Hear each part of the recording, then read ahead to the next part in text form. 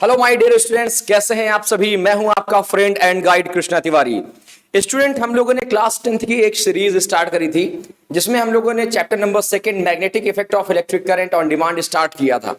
Magnetic effect of electric current एक ऐसा phenomena है जो बहुत ही ज्यादा रियलिस्टिक और ये समझिए कि बहुत सारे मिस्टीरियस से टॉपिक इसमें छिपे हुए हैं। उन्हीं में से आज एक ऐसा हम लोग एक्सपेरिमेंटल बेस्ड फिनोमेना पढ़ने जा रहे हैं जो आपको शायद आपने पढ़ रखा होगा या आपने कहीं ना कहीं आपके सराउंडिंग्स में तो चल ही रहा होता है। ठीक है, तो हम लोगों ने पिछले जो एपिसोड था उसमें क्या सीखा था। हमने सीखा था कि हमारे पास एक मैग्नेट है। अगर मैग्नेट है तो उसमें मैग्नेटिक फील्ड लाइंस होती हैं, नॉर्थ टू साउथ चलती हैं। ये सीखा था हम लोगों ने। इंटरसेक्ट नहीं करती, जिसकी वजह से वो रिपल करते हैं या अट्रैक्ट करते हैं। और कुछ प्रॉपर्टीज हम लोगों ने इसके बारे में जानी थी। कहां से आया था, है ना। क्वाइट इंटरेस्टिंग चल रहा है ना। चलो, आज हम लोग सीखने जा रहे हैं कि अगर हम किसी भी कंडक्टर में करंट फ्लो करते हैं, नाम क्या है, magnetic effect of electric current.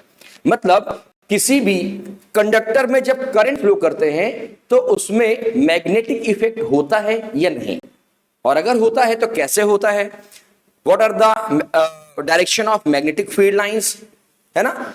Different type के कंडक्टर्स में, जैसे स्ट्रेट लाइन हो गया, सर्कुलर लूप हो गया, उसमें मैग्नेटिक फील्ड लाइंस कैसे जनरेट होती हैं।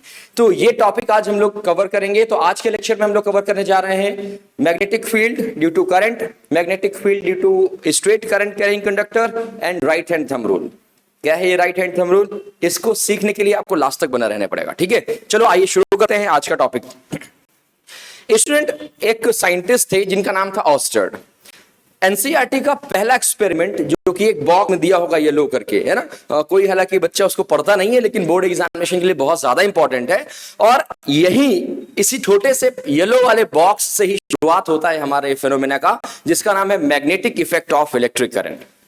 कितना इंपॉर्टेंट है इसके बारे में तो जब हम ये चैप्टर पूरा कंप्लीट पढ़ चुके होंगे तब इसका रियलाइज होगा कंप्लीटली। चलिए, तो आइए शुरू करते हैं। क्या लिखा है उस बॉक्स में? उस बॉक्स में ऐसा लिखा है कि एक साइंटिस्ट थे जिनका नाम था ऑस्टर्ड। उन्होंने एक एक्सपेरिमेंट किया और उस एक्सपेरिमेंट में देखा कि अगर किसी भी स्ट्रेट करंट कैरिंग कंडक्टर में करंट फ्लो कराते हैं, किसी भी डायरेक्शन में फ्लो कराते हैं, तो उसमें मैग्नेट की प्रॉपर्टी जनरेट होती है।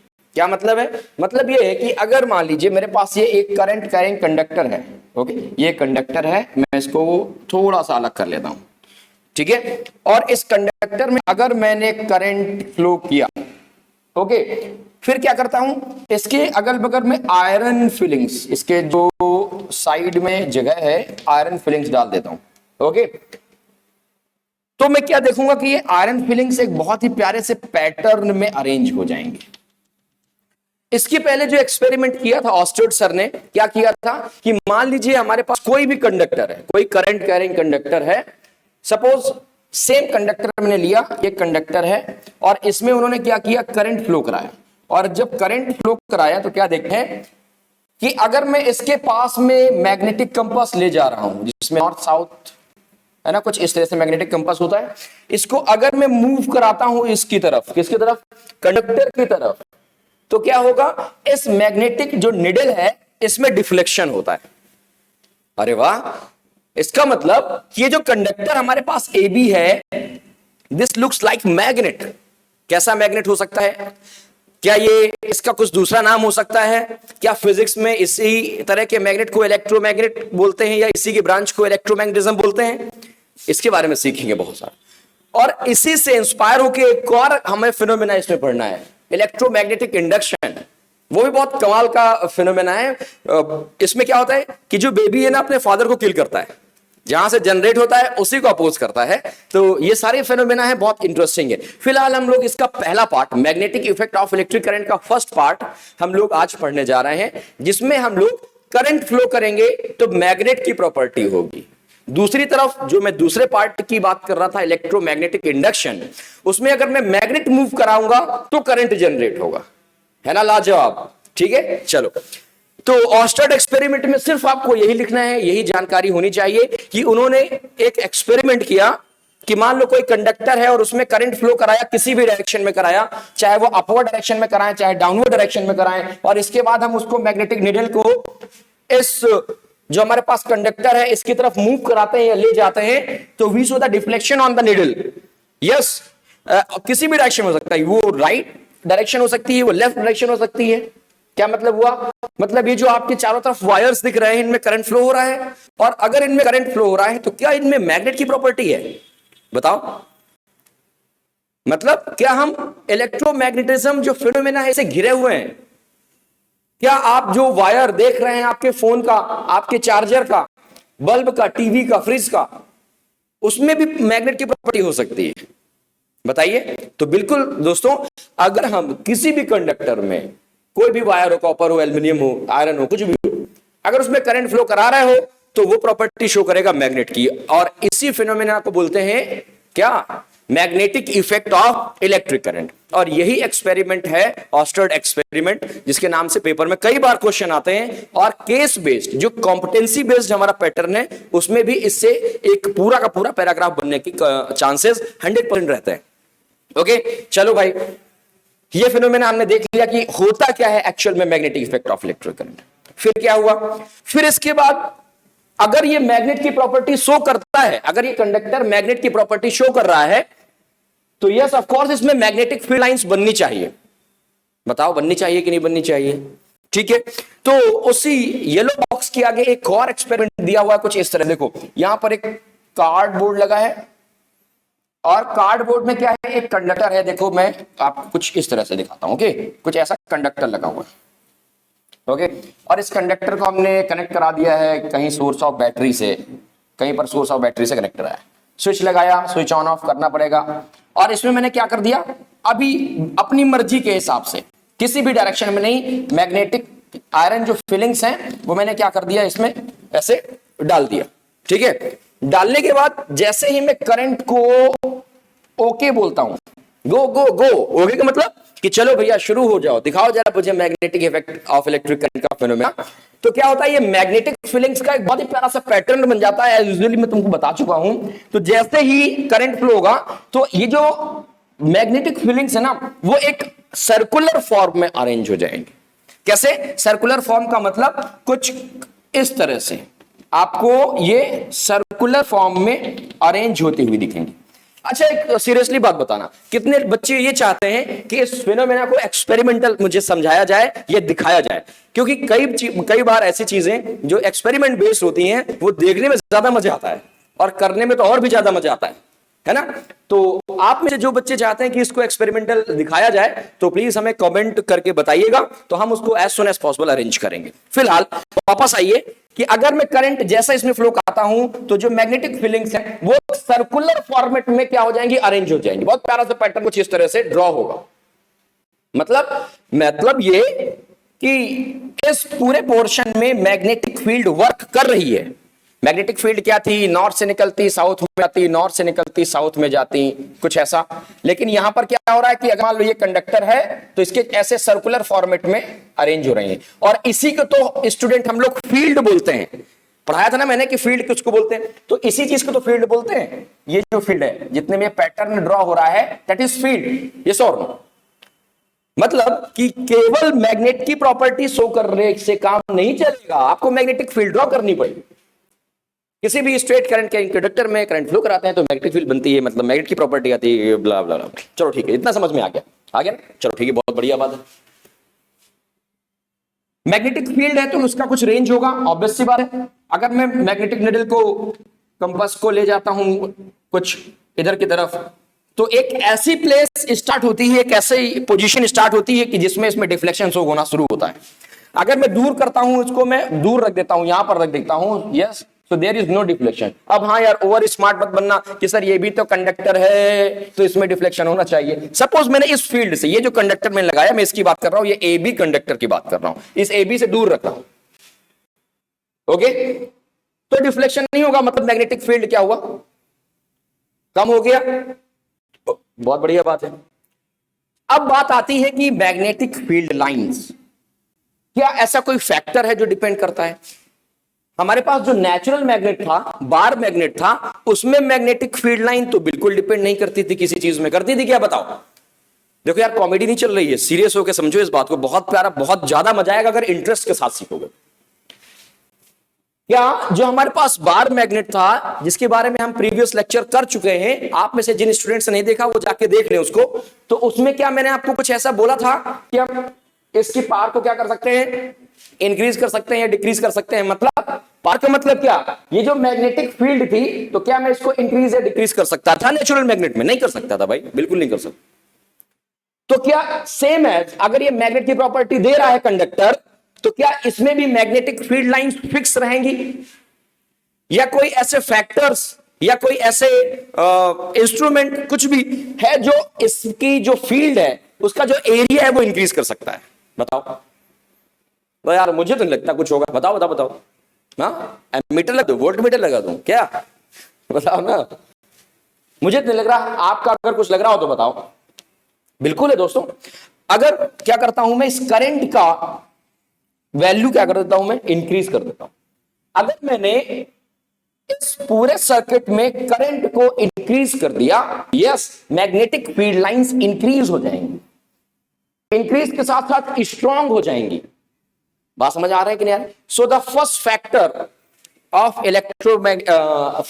Of magnetic effect of electric current is current. Yes, कि हम किसी भी कंडक्टर में करंट इंक्रीज करोगे, जितना ज्यादा इंक्रीज करोगे उतना ही ज्यादा मैग्नेटिक फील्ड लाइन क्या होंगी, इंक्रीज होंगी। और मैग्नेटिक फील्ड लाइन को किससे डिनोट करते हैं, बी से डिनोट करते हैं, हम लोग ये पता है ना। और एक्चुअल में सही लिखने का तरीका कुछ इस तरह से मैंने आपको कल बता रखा हुआ है, बताया नहीं बताया? ओके, तो पहला फैक्टर तो मिल गया कि if we increases the current in the circuit, then magnetic field gets increased. Okay, and when we used to decrease the current, the value of current, so the magnetic field lines gets decreased, मतलब कि लोग weakest हो जाएंगे, थोड़ा weak हो जाएगा, कमजोर हो जाएगा। पहली चीज। दूसरी बात, क्या इस पोजीशन पे मैं मान लो इसका नाम देता हूं K, इसका नाम देता हूं M, इसका नाम देता हूं मैं N। दिख रहा है ना आपको क्लियरली? तो कौन से पोजीशन पे, N में, M में, K में, कौन से पोजीशन में मैग्नेटिक फील्ड लाइन सबसे ज्यादा स्ट्रांग होगी? तो यस, वी ऑलरेडी नो कि पोल्स के पास मैग्नेटिक फील्ड लाइन सबसे ज्यादा इंक्रीज रहती है। और जनरेट कहां से हो रही है? इसी कंडक्टर से तो हो रही है। हो रही कि नहीं हो रही? मतलब यहां कहीं उसका पोल होना चाहिए कि नहीं होना चाहिए, या एक डायरेक्शन में पोल होना चाहिए। तो जो सबसे नियरेस्ट पॉइंट होगा, ये केस बेस्ड क्वेश्चन है, लास्ट ईयर एग्जाम में आया हुआ। एक फिगर बना था, उसमें ये पूछ रहा था, पॉइंट दिए थे ABCDE, बोलता है कि E में मैग्नेटिक फील्ड इंक्रीज होगी, डिक्रीज होगी, M में वीक होगी, स्ट्रांग होगी, कुछ इस तरह से। तो जो सबसे नियर अबाउट होगा पोल के, उसमें मैग्नेटिक फील्ड लाइन क्या होगी, इंक्रीज होगी। सपोज मैं इसमें क्वेश्चन करता हूं, तुरंत देखो दौड़ के बताओगे में, अगर ध्यान से सुन रहे हो मुझे। अगर मैं कहता हूं ये पोजीशन L है और ये पोजीशन M है, तो बताओ कहां पर सबसे ज्यादा स्ट्रांग मैग्नेटिक फील्ड लाइन होगी? तो yes, of course there is L. This is the point L where the magnetic field lines are too strong because it is near about the pole. Okay, और जैसे ही हम पोल से move करेंगे ना बाहर की तरफ, these are gets weak, weakest force बन जाएगा। समझ में आ रहा है बात? नहीं आ रही?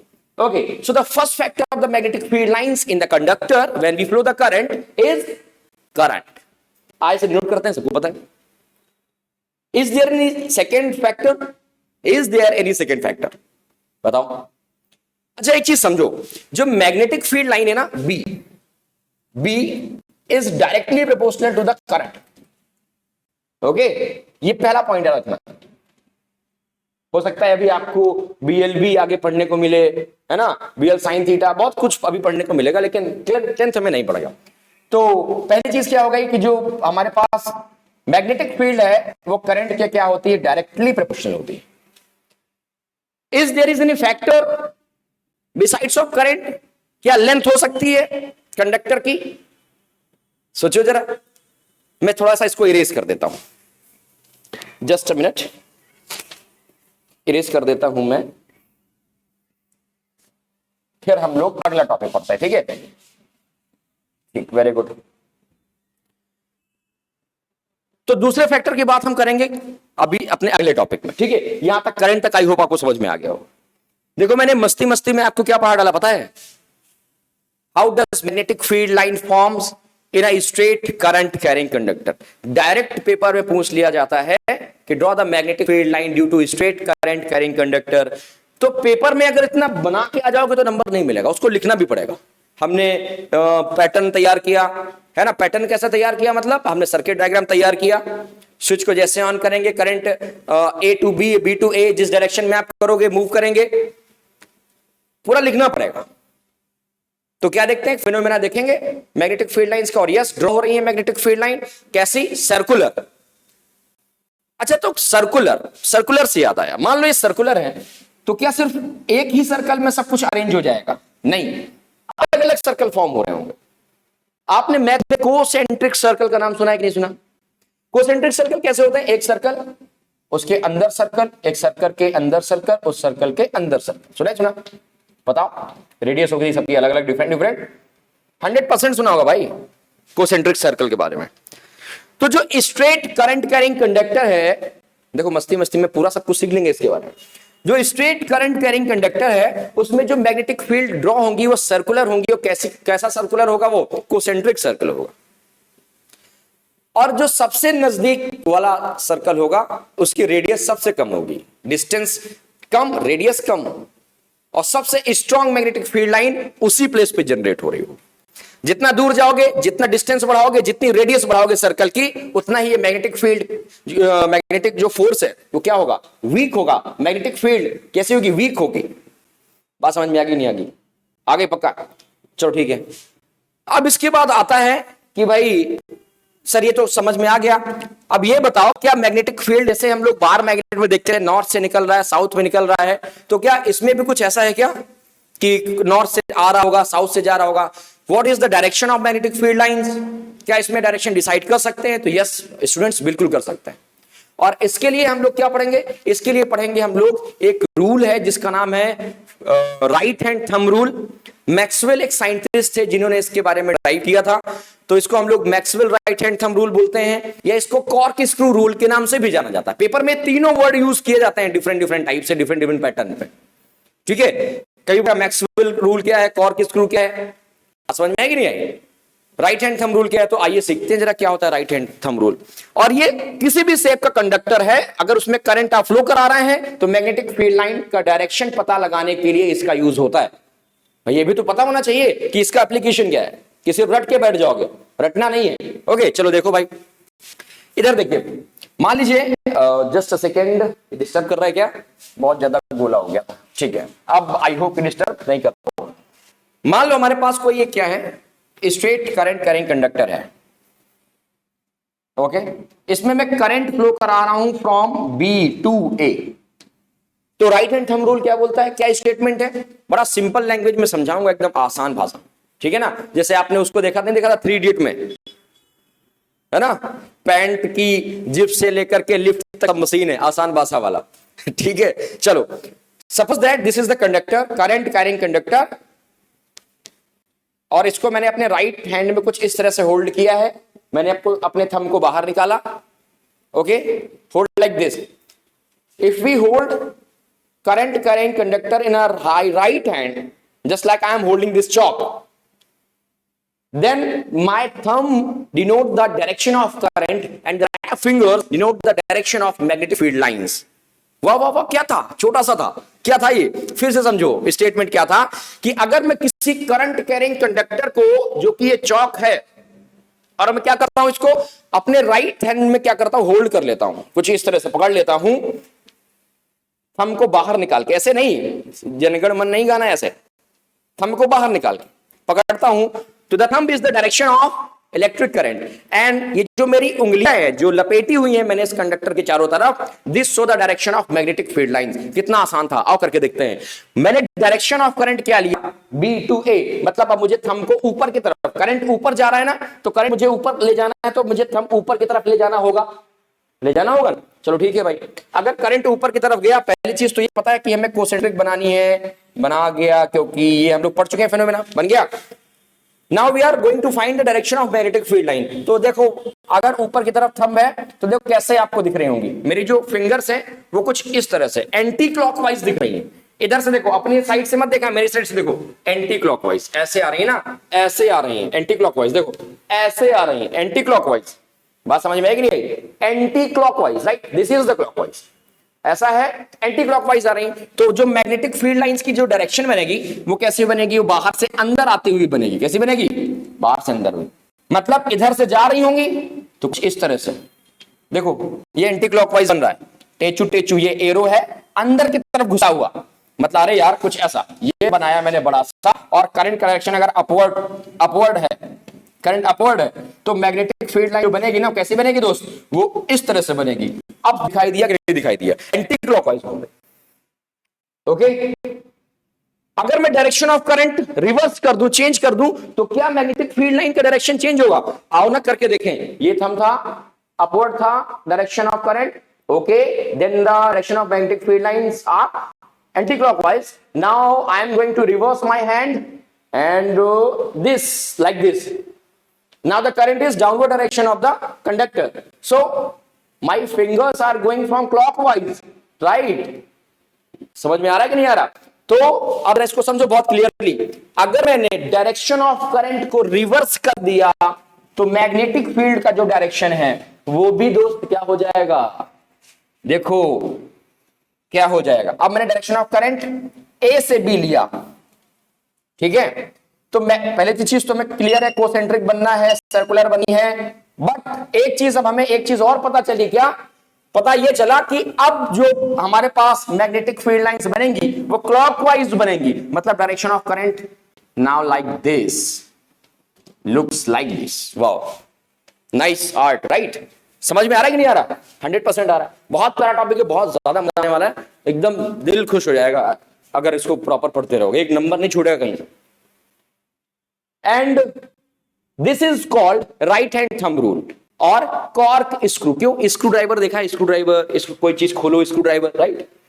तो अगर स्क्रू ड्राइवर वाला रूल पढ़ना है तो आप मान लो ये स्क्रू ड्राइवर है, तो डायरेक्शन ऑफ करंट हो गया स्क्रू ड्राइवर, और जिधर आप इसको मूव करते हो वो क्या हो गया, direction of magnetic field line, ठीक है, कुछ ऐसा।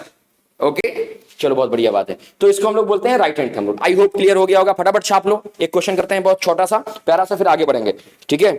हो गया बेटा, ठीक है। स्टेटमेंट के लिए एक बार आप रीड जरूर करते जाइएगा एनसीईआरटी, क्योंकि बुक्स रीड करना बहुत अच्छी बात होती है और बुक्स से अच्छा कोई दोस्त नहीं होता। चलो क्वेश्चन करता हूं, मैं आपको क्वेश्चन कराता हूं, और आज का टॉपिक हम लोग यहीं पर स्टॉप करेंगे। अभी छोटे छोटे वीडियोस दे रहे हैं क्योंकि अभी स्टार्ट कर रहे हैं हम लोग, सभी लोग वीडियो को थोड़ा शेयर करते हैं भाई। देखो एक क्वेश्चन क्या है हमारे पास कि अगर मान लो ये एक प्लेन में लाइन है, ठीक है, लाइन क्या है, कंडक्टर मान लो इसको, कंडक्टर क्या मान लो, कंडक्टर मान लो, और इसमें मैंने दो पॉइंट लिए हैं, जो करंट डायरेक्शन है वो ये है, ये पॉइंट M और ये है पॉइंट N।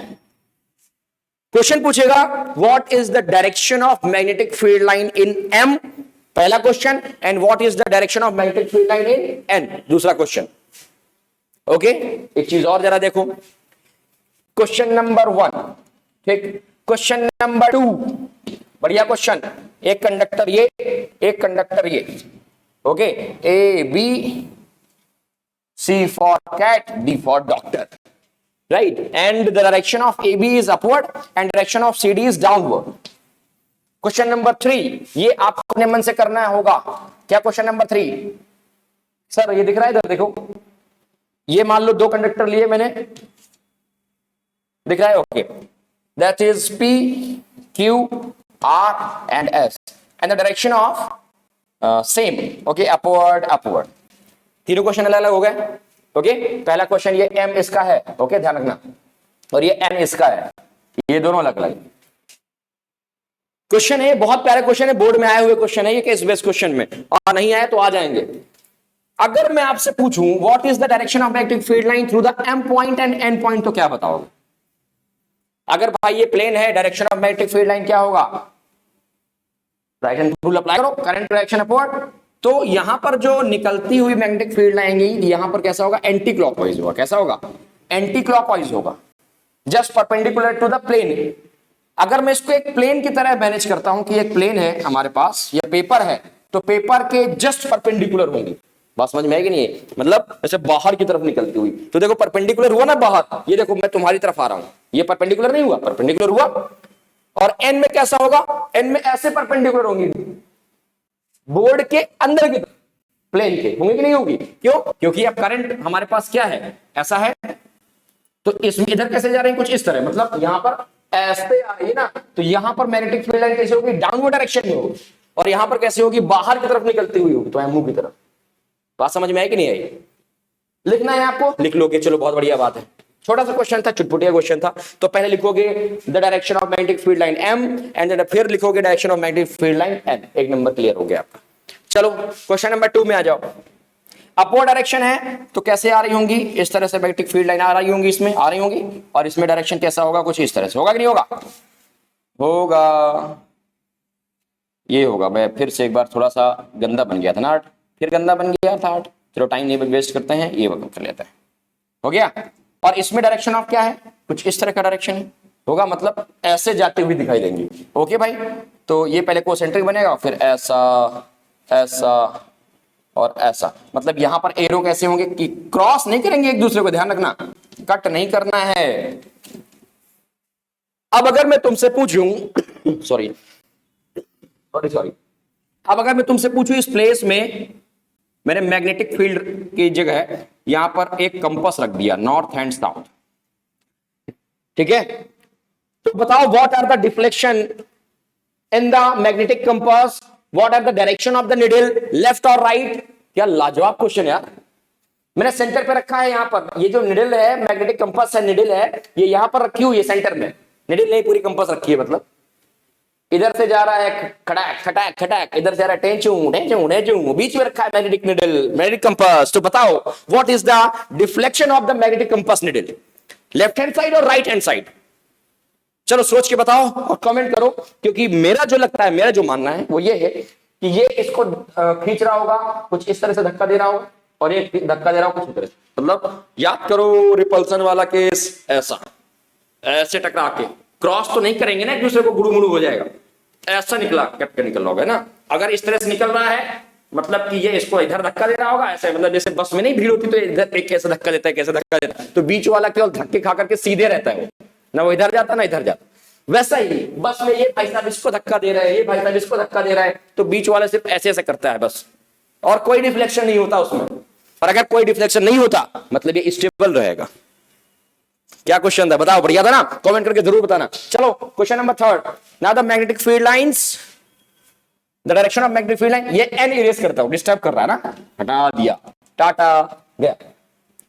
ओके, तो magnetic field line right hand thumb rule apply किया, कुछ इस तरह से हुआ, और कैसी जाएंगी, जाएंगी ये कुछ इस तरह से, इधर अपोजिट डायरेक्शन, ऐसा, ये भी अपोजिट डायरेक्शन, तो ये कैसा, ये भी ऐसा, मतलब यहां पर देखो जरा, ये बनेगी, ये बनेगी, और ये आती हुई दिखाई देगी। कैसी दिखाई देगी, ये आती हुई दिखाई देगी।